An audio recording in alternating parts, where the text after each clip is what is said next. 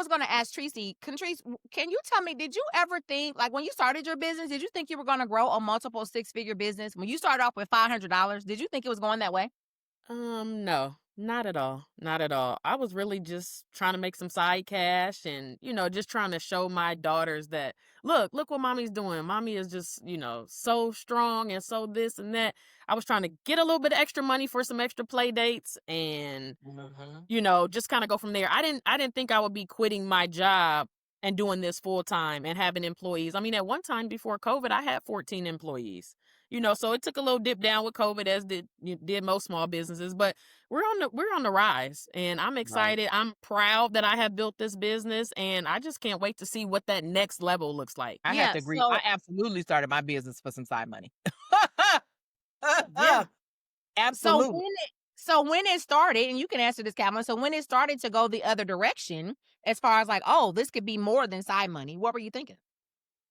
Mm, To be honest, I probably was a little I was excited, but there was a little bit of fear there because, you know, we grew up with parents who had jobs, sometimes multiple jobs. And so a job equals stability. And as I was realizing, like, oh, well, I could make a little bit more here and I could do this and I could do that and that might work and that might work, but it wasn't a guarantee.